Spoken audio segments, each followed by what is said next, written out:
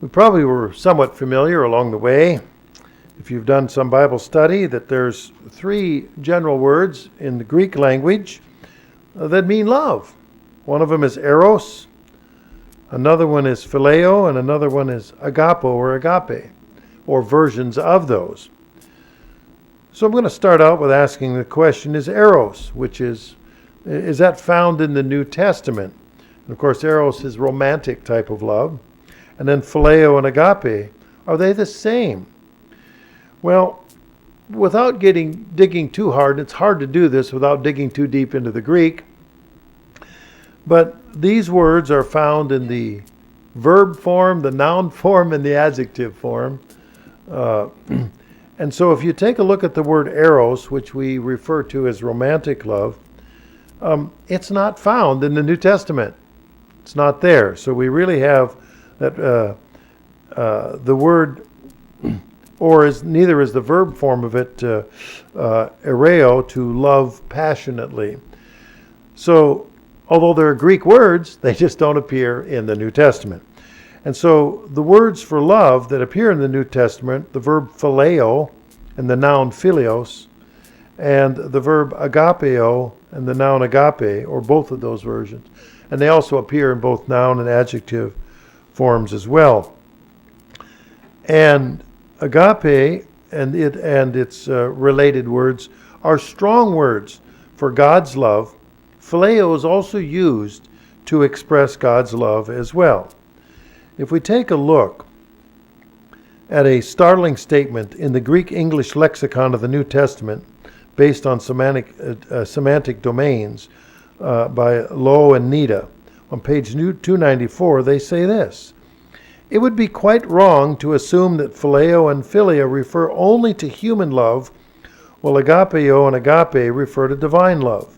Both sets of terms are used for the total range of loving relations between people and God, between God and Jesus Christ. In other words, we can't make a blanket statement that saying agape always refers to divine love and philia or philios always refer to human brotherly love. The following passages might be of some help in understanding how the terms are used. So if we take a look at the word phileo, that's phileo, or philos, philos. These words both occur as verbs and nouns in the New Testament. Phileo is a verb that occurs over 25 references in the New Testament, and phileo is a verb. If we take a look at the Greek-English lexicon of the New Testament by Bauer, Arndt, and Gingrich, it defines phileo as to love or have affection for, to like, or even to kiss. If we look at some of the occurrences, we see phileo has a wide range of uses, including godly love. And the first occurrence of phileo is in Matthew 6, verse 8. And the reference there is when Christ said, hypocrites love to pray standing in the synagogue. In other words, they want to be heard or they're loud. And that's the word that's used for philios, where he's describing how the hypocrites like to do things boldly and in public. The second occurrence after Matthew 6:5, his second occurrence is Matthew 10:37. And this is one that in which case Christ warns us not to love, meaning phileo, the father or mother more than him. So in fact, if you were to look at it in context, it actually means love less by comparison. But the word here is phileo. So, and then we can trot on down to John 5:20. God the Father loves the Son. Well, here again they use the term phileo. So we have multiple uses of this term phileo. So it's not always agape. It doesn't always refer to godly love.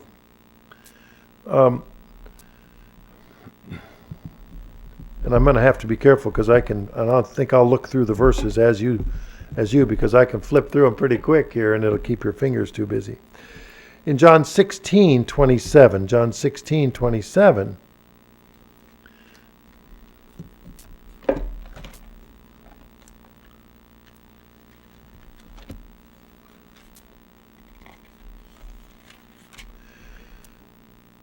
for the Father himself loves you because you've loved me and have believed that I came forth from God. So this is a demonstration, phileo, that God the Father uses the term phileo, loves the disciples, because the disciples love Jesus Christ. Then we go to Revelation 3:19. In Revelation 3:19.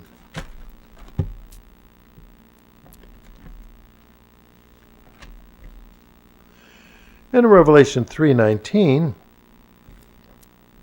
it's simply put, Jesus loves his church. If I can find it here. In 3:19, as many as I love, I rebuke and chasten, therefore be zealous and repent. So the term Jesus used here is phileo, meaning he's loving his church, and therefore looks to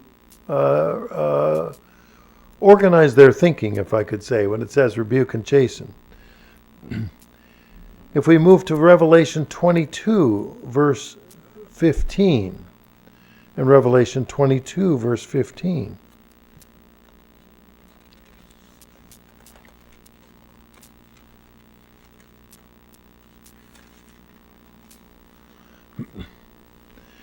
and it lists a number of sins in Revelation 22:15, but outside are dogs and sorcerers, sexually immoral, murderers and idolaters, and whoever loves and practices a lie. So we are not to phileo or love lies. This phileo is often linked with other New Testament words, and it'll form compound words, or when you put two words together. Philotheos, meaning lovers of God, or philosophia, lovers of wisdom. So you can combine this word phileo into others. Philarguria, lovers of money. Philandros, lover of husband, or love of husband. Philadelphia, brotherly love. Philanthropia, love toward man. So this whole phileo type love can be used in a variety of ways. And if we turn to Luke 22, verse 47, we're going to see an unusual or a surprising view in Luke 22, verse 47.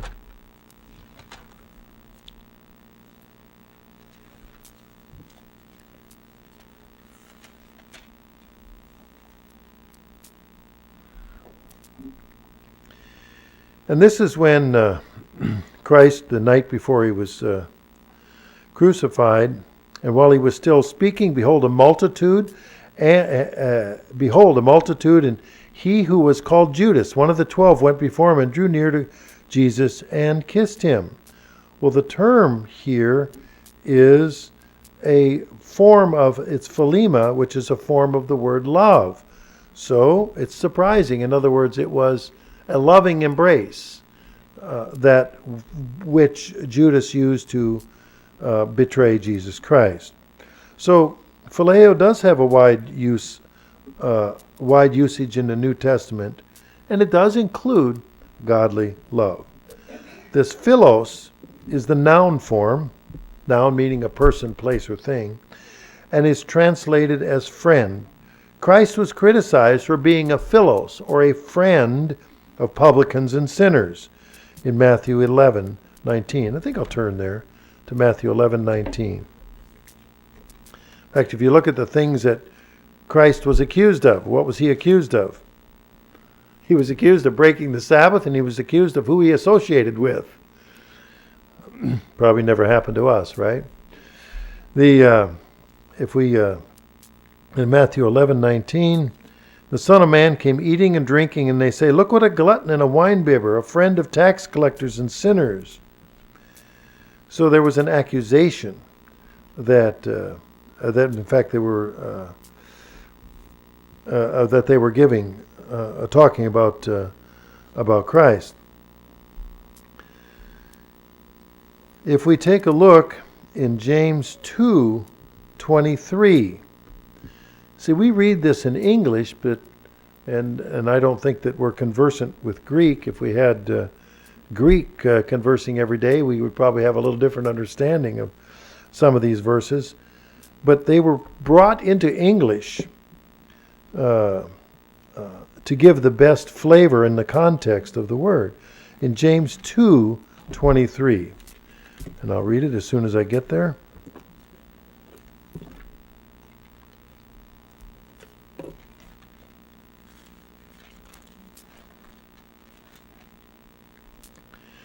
And James 2:23, and the scripture is fulfilled, which says, Abraham believed God, and it was accounted to him for righteousness, and he was called the friend of God.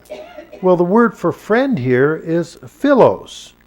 So it has that, in other words, loving God, a friend of God. And yet we're warned also then to be careful about being a friend of the world. And that's probably something we'll get into on another Bible study. So bear in mind, this philos has a wide variety of uses, and it's not just man to man or God to man or man to God. And then there's this word agape, which we hear, or agapeo, different versions of the word. And this particular word, the noun, is defined in the Greek English lexicon of the New Testament by Bauer, Arndt, and Gingrich as both human love and the love of God in Christ. The verb form is defined as an affection for persons and of the love of supernatural beings and God's love to men. The agape love, regardless of whether it receives from the one loved, it's God's nature. He loves before he is loved. Agape has a deliberate desire for the good of the one loved, which shows itself in sacrificial action for the person's good. So the term agape is used to describe the deepest form of love. Well, the verbs and the nouns are found more frequently in the New Testament. They're found most frequently in the New Testament are phileo and philos. But we are to agapeo, or love, both our neighbor and our enemies. We can turn to Matthew 5, verse 43. Matthew 5, verse 43. So this is a deeper love.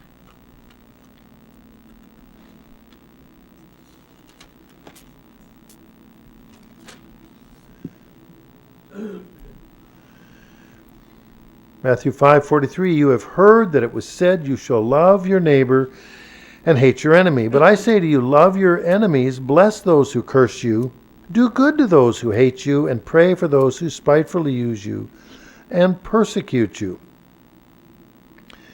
Here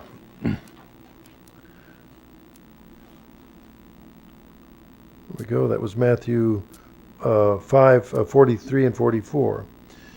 So we don't always just love, meaning agapo, those who love us first. We're to have that outgoing nature. If we read down to the verse 46 in that same Matthew 5, for if you love those who love you, what reward have you? Do not even the tax collectors do the same? So there's a higher expectation for brethren who are believers in God, that they would, regardless of whether the other person loves them first or loves them back, that to express a type of godly love toward the others. If we take a look at Matthew 22, verse 37 through 29, in Matthew 22, verse 37 through verse 37. There we go. This is after the or about the time when Christ was speaking and talking to the lawyers, the scribes and the Pharisees. Verse 37, and Jesus said to him, because this is after he had been asked, what is the greatest commandment in the law? And Jesus said to him, you shall love the Lord your God with all your heart, with all your soul, with all your mind. And verse 39, and the second is like it, you shall love your neighbor as yourself. Well, this is this is agapeo, with regard to what we call the two greatest commandments, wanting to love God and love your neighbor as yourself.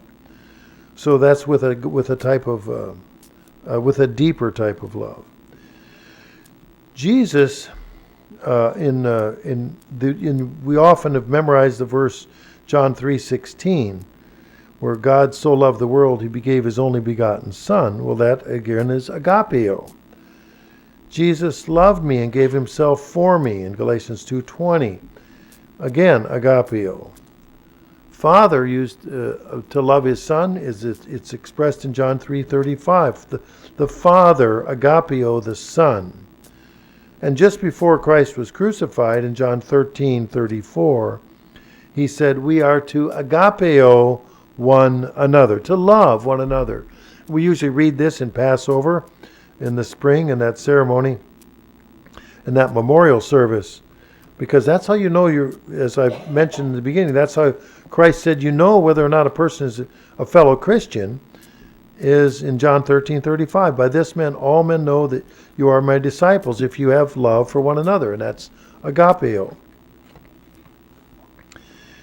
So the terms are used consistently through the Bible, where they're but interestingly enough, it never addresses the term eros. We just keep passing by. So people often can think of eros as a form of love. And I remember I was asked at the preteen camp, and this was 2 years ago, a year or two ago, and I was giving and I was asked to speak on love to children under the age of 10. What do children under the age of 10 know about love?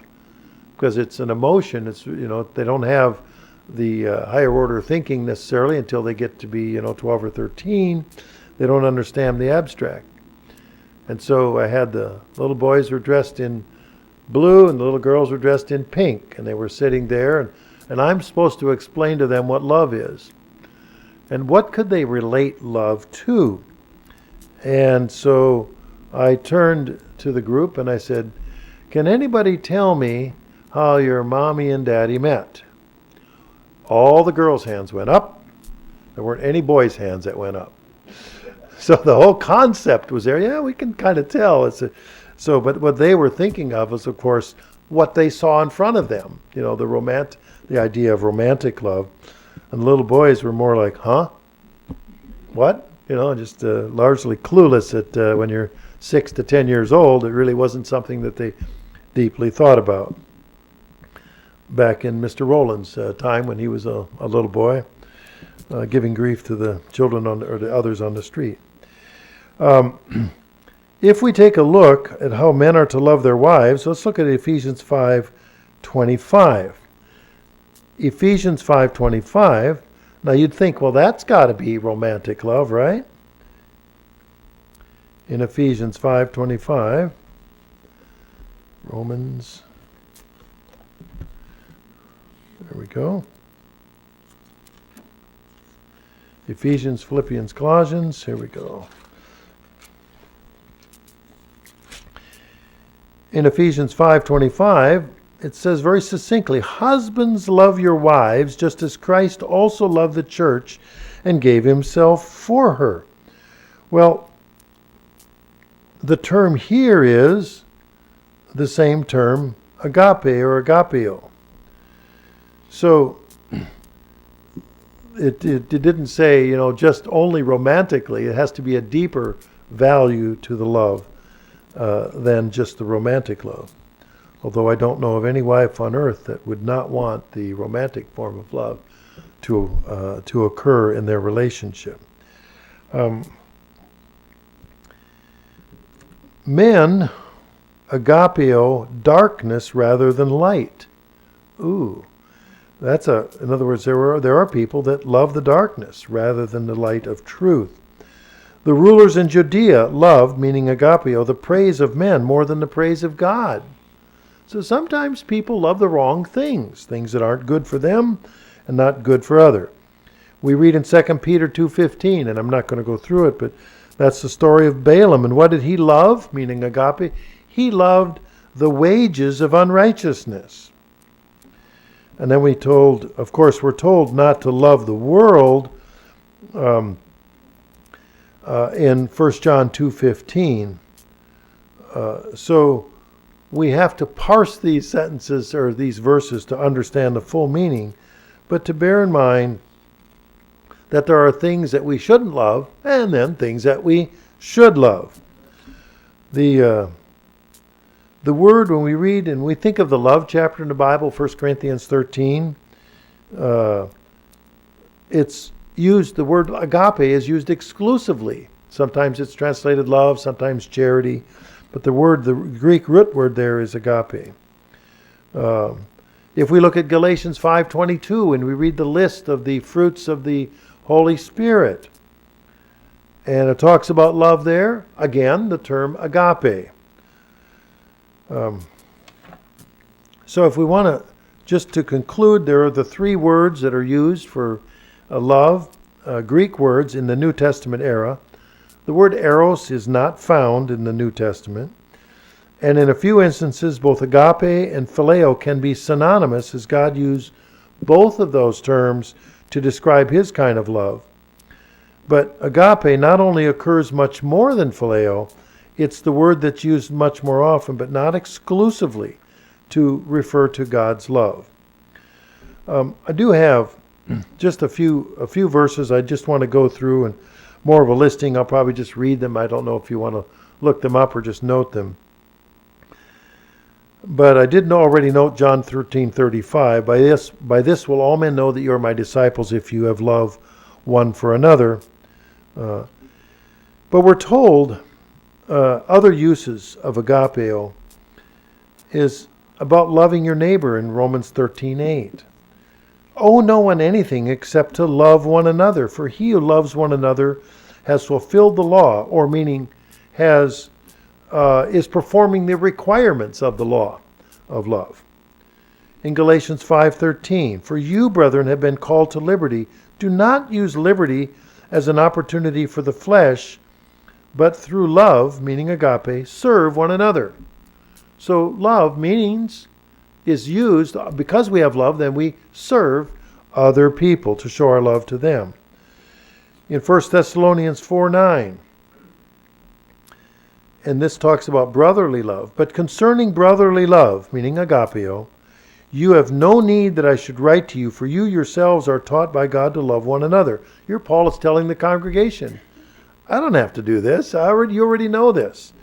You already know that you have love for one another. In 1 Peter 3:8, finally all of you be of one mind, having compassion for one another, love as brothers. And here it's Philadelphos, meaning love as brothers, and it goes on to reinforce it by saying, be tender-hearted and courteous. Well, if we're going to love someone and we're not tender-hearted, probably not very loving. If we're not courteous, probably not very loving. 1 Peter 4:8. Another two uses of the word agape, and above all things have fervent love for one another, for love will cover a multitude of sins. Wow. And that's sort of like, when you're playing Monopoly and you have a get out of jail free card. Whoa, this is pretty good, because if you're showing love, what is that demonstrating to God? That you have a converted heart, you have a converted mind, you have converted actions, and that means you're leaving sin behind. It's not that you have a get out of jail free card, and as they've done in old, here, you can commit so many sins with this card. No, that's not going to work out too well, as we heard in the sermon today.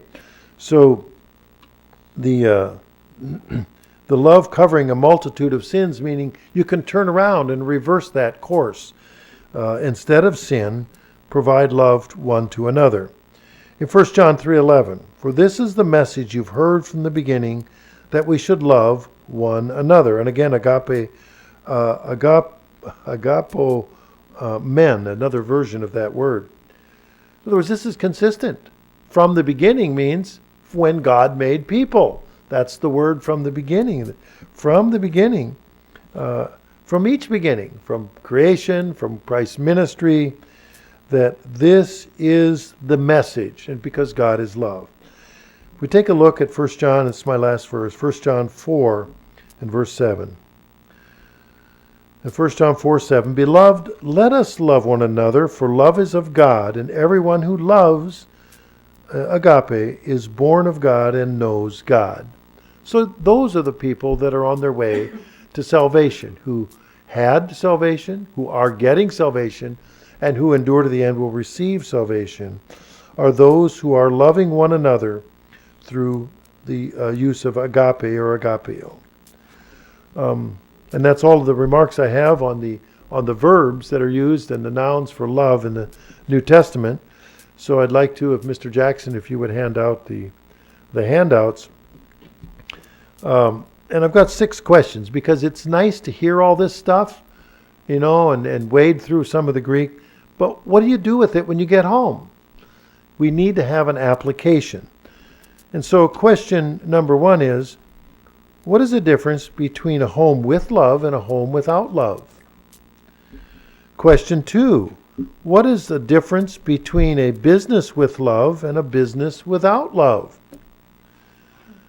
Question 3, do we show love when we overlook the sins of others? And question 4, can a non-Christian show love? Question 5, is it possible to love a person but not really like him or her? And number 6, is it possible to give all you possess to the poor and even give over your body to be burned and still not love? So let's take a few minutes, let's form in groups of 3 or 4 and see if you can put some answers in, and then we'll come back to you in a few minutes and see if you can answer and combine our answers here in a few minutes.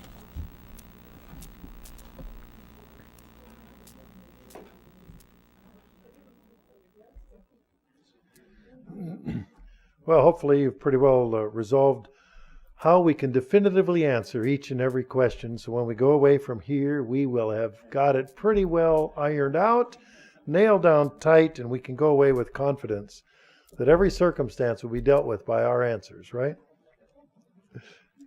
Or as close as we can today. So let's take a look at Bible study on the words of love. Let's take a look at the application of love, because that's what we have to take away. That's what we go home with.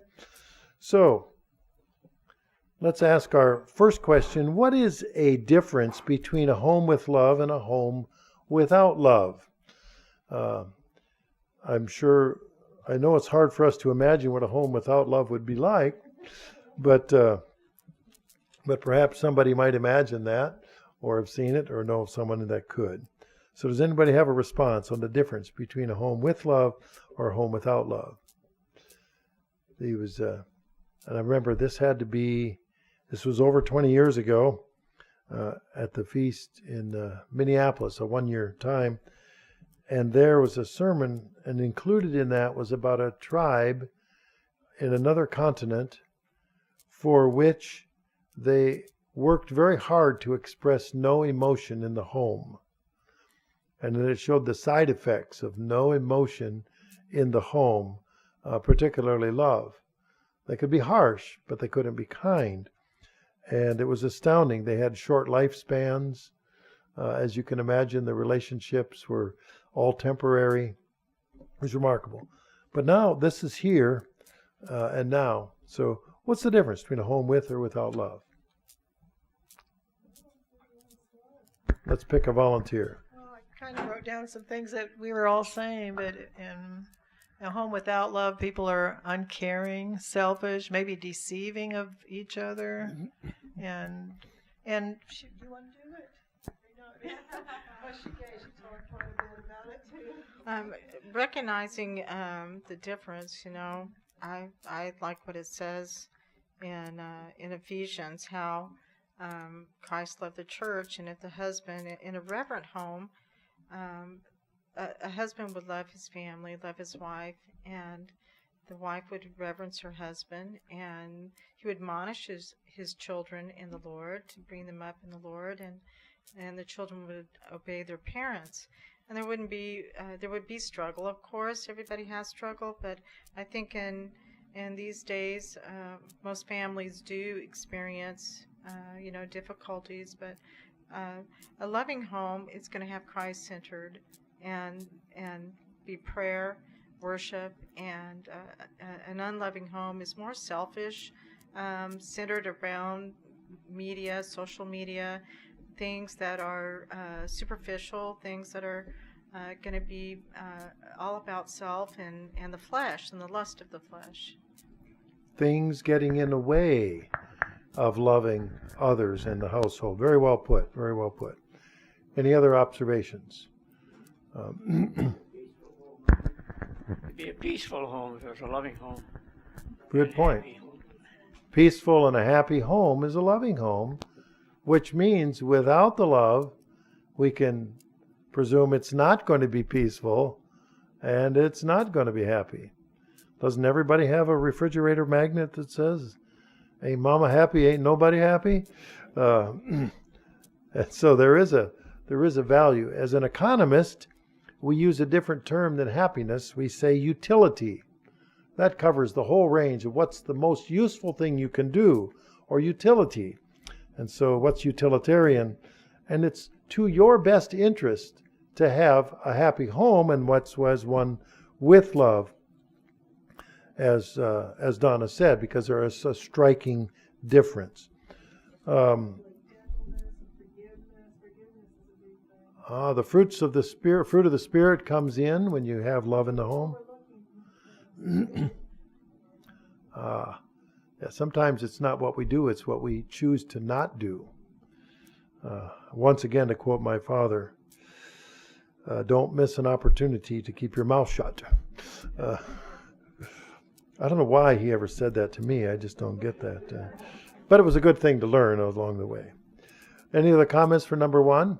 Then we'll move to number two. What is the difference between a business with love and a business without love? Mr. Jackson. Well, a business with love, they'll be honest. They'll be helping you rather than being dishonest and ripping people off. You go to a car dealership and you'll find out what I mean. They'll skip over everything that might be wrong with that car just to get the sale. And they'll just want to make the sale no matter at what consequence to you, as long as it benefits them. It's a good point. Otherwise, they just they say, well, we know it's got bad tires on it. You're going to have to replace, but we're not going to go through the expense. But you can still buy it. Mm-hmm. Again, to quote my dad, he said, if it's called Honest John's Car Sales, why did they put the word honest in front? Was there a question as to his character? Any other differences between a loving love in a business and a love in a business without love? I guess I learned everything I need to know when I was 28 years old and first got married. We rented our first apartment in the little town where we were living, and I thought the lawyer was my friend that filled out the forms, and they were about 6 inches thick.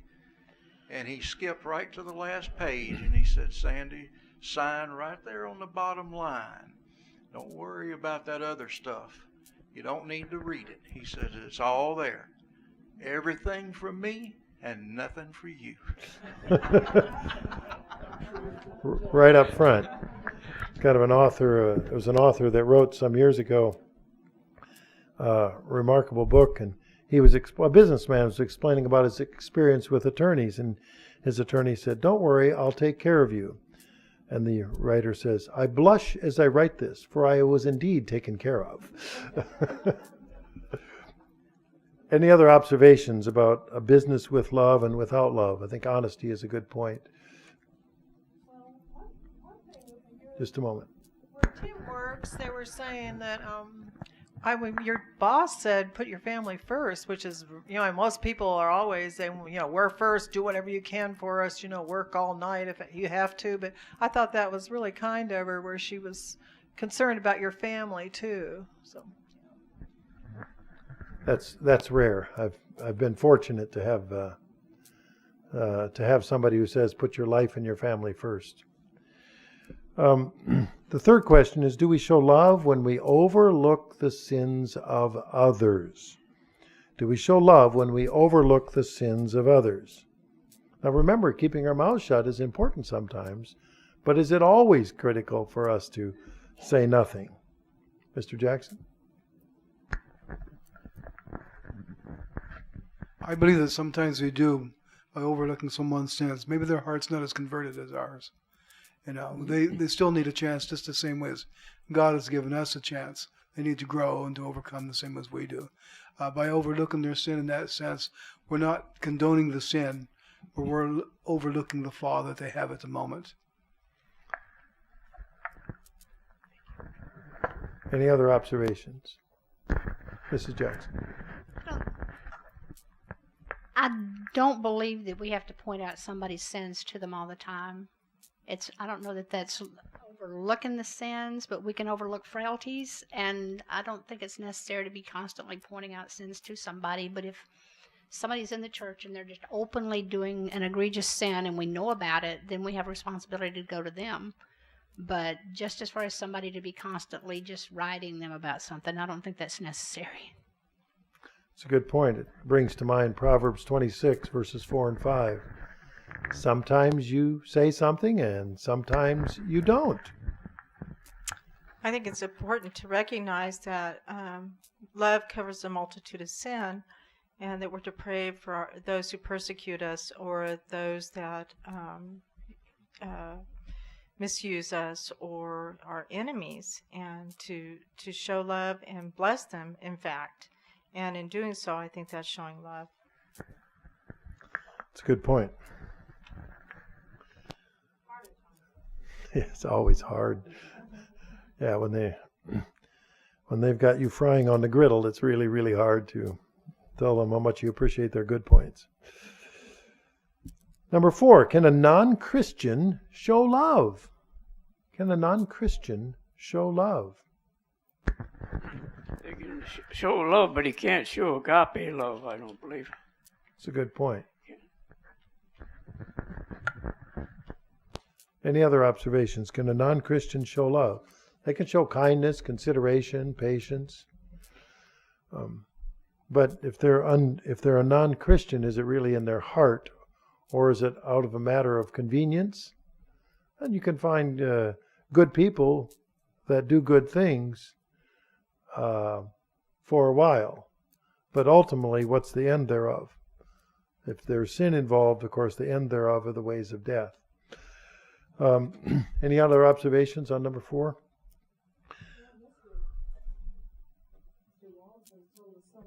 You'll need the mic.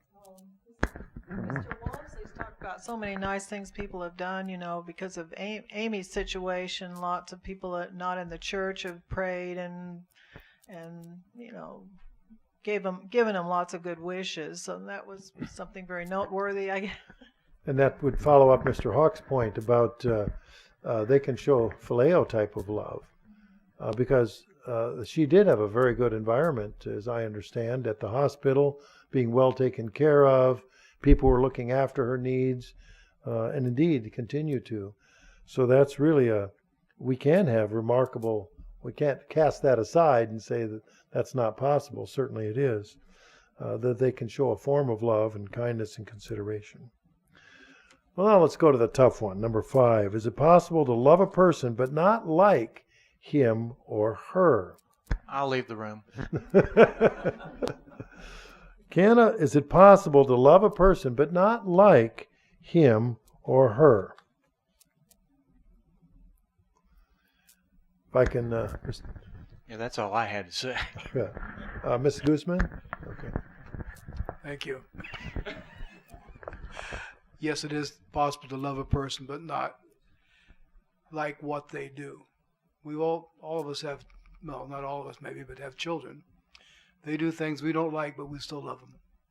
Yeah, we'll love them to death. Yeah, that's so. We can't live vicariously through them, even though we try. Yes, Merlin. Yeah, I just want to add to that. Yeah, we never give up on them. We always pray that they'll come around.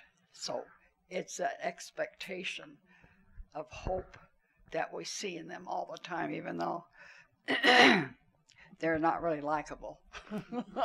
And I got a few of those in my life. I think we all may have some of that. I'd just like to say thank you for saying that, because I've made the mistake of not doing that. You set people in stone. You know, they're doing something, and it feels like it'll never change, and it's so easy to give up on that. So it's very important, like you said, to always hope the best. Love is hoping the best always, wanting the best always, no matter what. So appreciate that. Sort of modeling ourselves after God. Does God love us even though we mess up? And that's really what we're looking at here is God might not like, as Mr. Jackson said, not like what we did. So we have to reorganize our thinking, but he's still loving us because that opportunity is still held before us.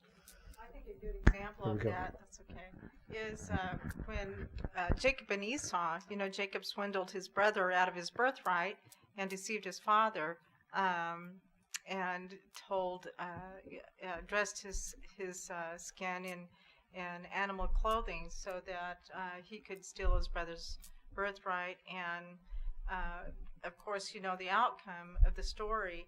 And I think it's, many years later he came to meet his brother, and though his brother wanted to kill him at the time, years later Jacob brought him gifts and animals and many gifts and things, and his brother forgave him, and he did love him, even though at the time he wanted to kill him. Yeah, that was a life-changing event in those cases. Any other responses, Mrs. Fitz? This is the first time I've ever done this. We never know what a person is going through. And we don't know, and so I think lots of times you need to give them a little love, because there's some people that just have terrible lives. I mean, and they can't help it. And so I think, we should give them at least a little love to try to figure out, if there's some way that we can help them. To love them through it. Yes. Mm-hmm. Very good.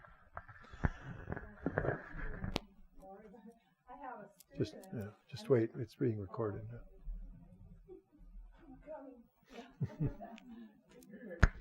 Well, I just started the new school year, and I had a student. I thought, oh boy, this kid. I mean, brought a little bit of treats for him, and he tried to take everything. And he was just. I thought, oh, this boy's going to be trouble all year, But then a little bit later, I found out, well, he's been taken away from his parents. He's been living in a home for years, and all this. And then I felt, how could I have felt like I did about him? And he's not been as bad as I thought, and I tried to establish a relationship with him, and so I mean I'm just thinking about what Miss Fitz said.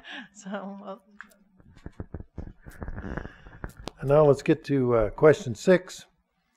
Is it possible to give all you possess to the poor and give even your body to be burned and still not love or show love? Oh, does it sound like something in 1 Corinthians 13? So how much do we have to do? Or if we do everything, but we don't show love, what good is it? What is the value of it? Don't you feel that way when you have that student you were speaking of? To me, what that says is that a person can outwardly do all sorts of things that look loving.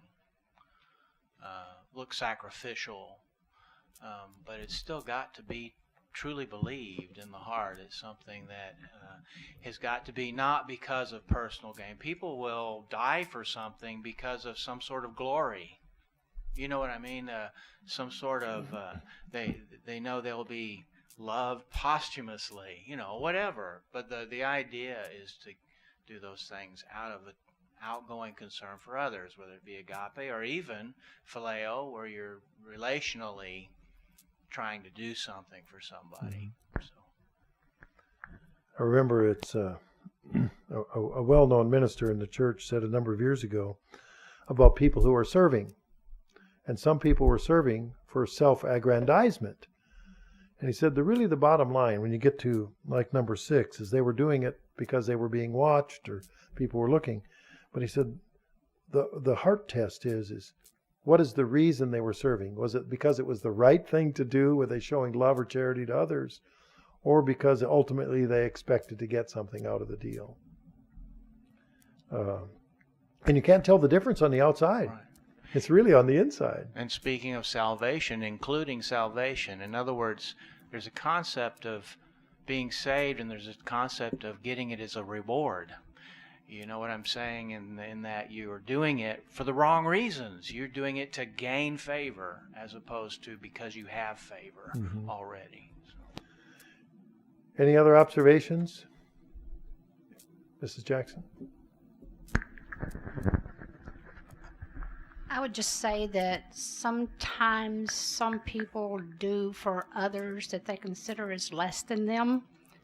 And the motivation is not because I really want to help this person, but because it's making me look better than you. And if you're only doing it to make yourself look better instead of actually being concerned about the person, it's for nothing. That's a good point. What is the objective for the service? Is it just because it's the right thing to do? Just wanted to repeat what Merlin said. She said she has no problem with giving all of her stuff away to help somebody, but she don't know about this body burning stuff. Yeah, well, we don't want to burn the food either. So, yeah, you did draw a line there, right? That's okay. Good point. Well, ladies and gentlemen, appreciated your contributions about agape and phileo and how we're going to apply it in our lives. And we'll look forward to next month's Bible study.